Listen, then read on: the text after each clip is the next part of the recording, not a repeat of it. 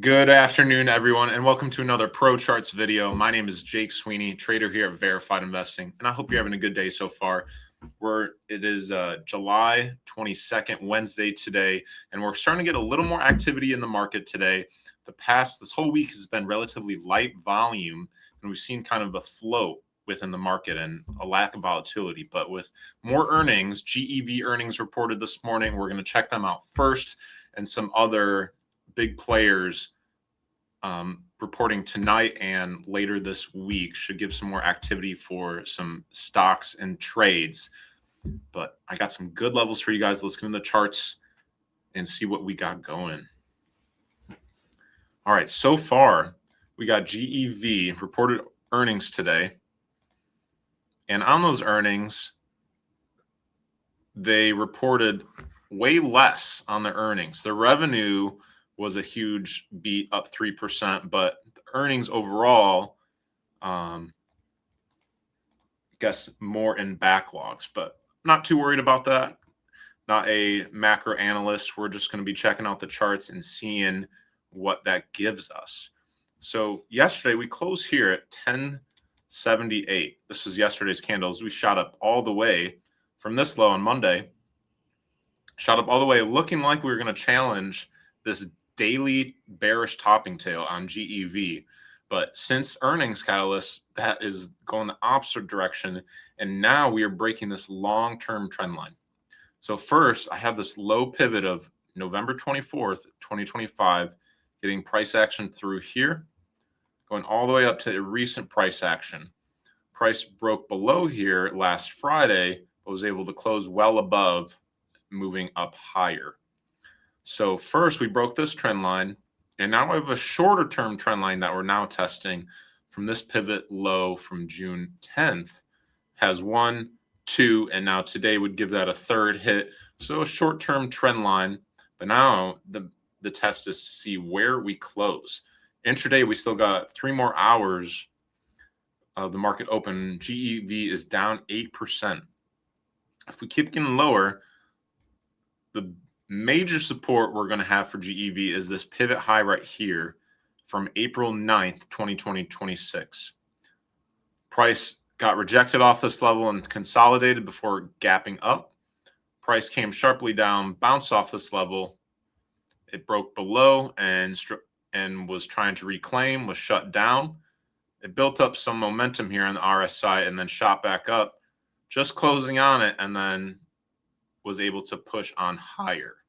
So now I give this pivot here kind of a swing pivot, giving it more weight, and should give a bounce should price fall another $12. That's definitely feasible for GEV by the end of the day. If we do continue to break lower below this support level, there's this gap fill at 940.66. It's still a little bit away, but this could be a potential play should price break through this trend line. There's this unfilled gap here, 940.66. This should definitely give a bounce. These two key levels for GEV.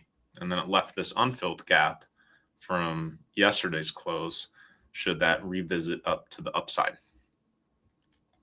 Next one we're looking at is WDC. Having a decent day today, up 2%. It was pushing up to this previous gap in the charts that was filled, but still was treated as resistance today. And I know a few traders were still looking they still play these filled gaps, and sometimes they work, and it did today. If we keep pushing up for WDC, I really like this resistance at 587, 589.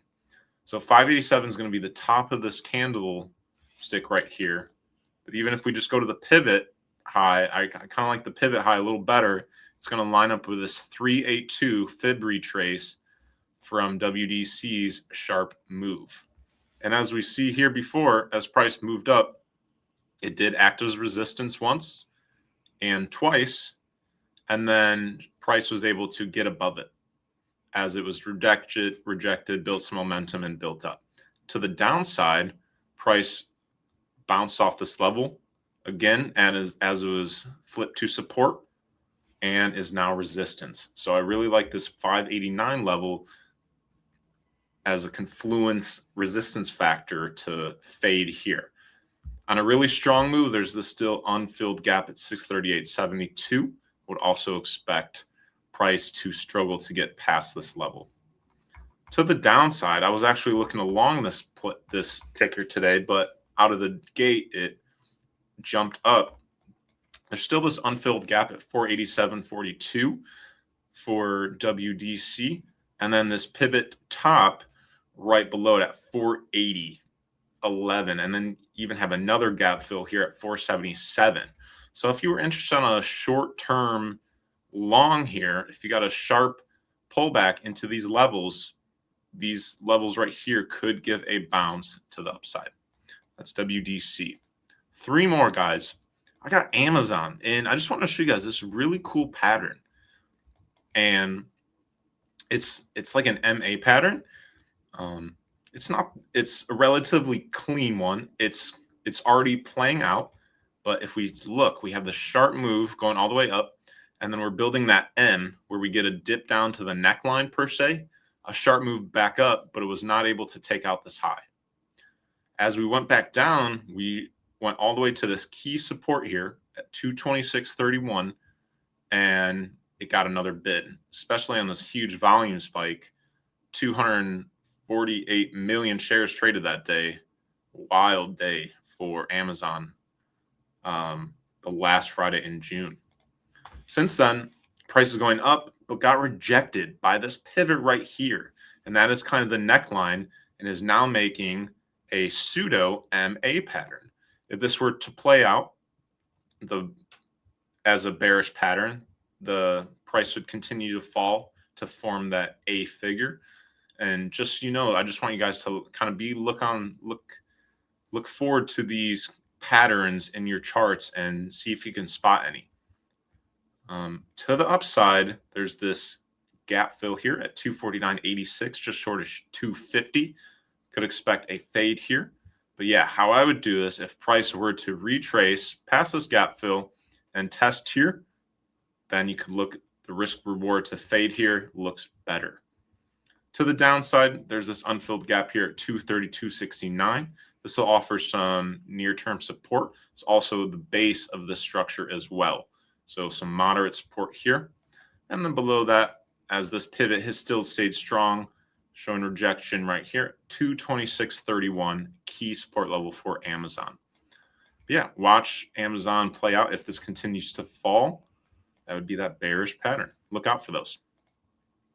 All right, looking at DAL, Delta Airline, kind of flat, but if we looked earlier in the day, oil was spiking up, and it's continuing to put pressure on equities, especially the airlines. Oil got as much up as 88.61 today, first coming in, testing this resistance level, see if we can close above. But overall, this move on oil is continuing to put pressure on airlines as we're going down.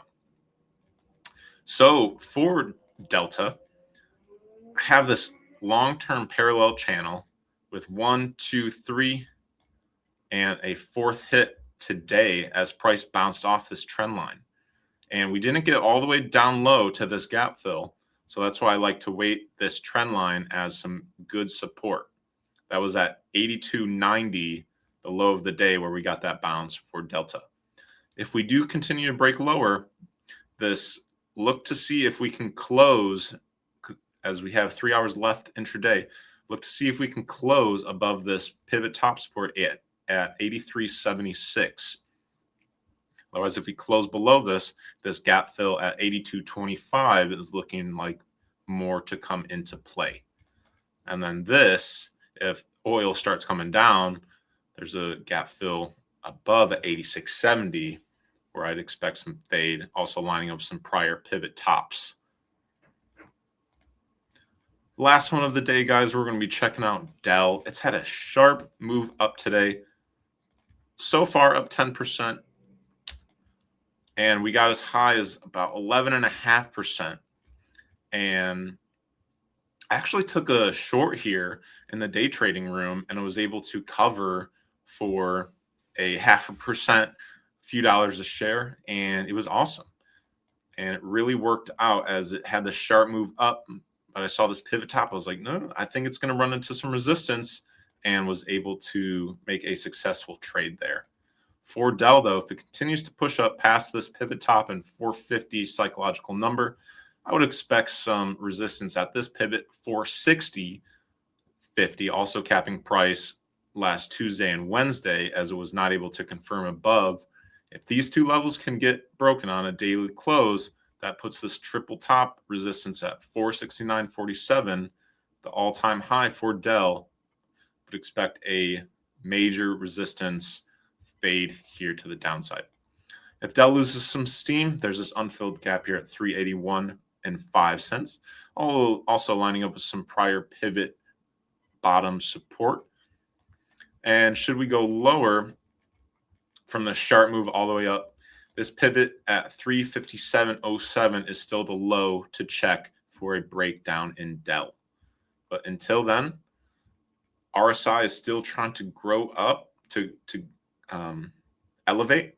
So I think these levels up here are kind of more bull leaning when it comes to DELL. That's all I got for you today, guys. I hope you guys got some good trading ideas, maybe learned a pattern or two. But I got to get back to the charts at Verified Investing, and I hope you guys have a great rest of your day. Thanks again so much for spending your day with me and checking out the charts with me. And until next time, I will see you guys then. Take care.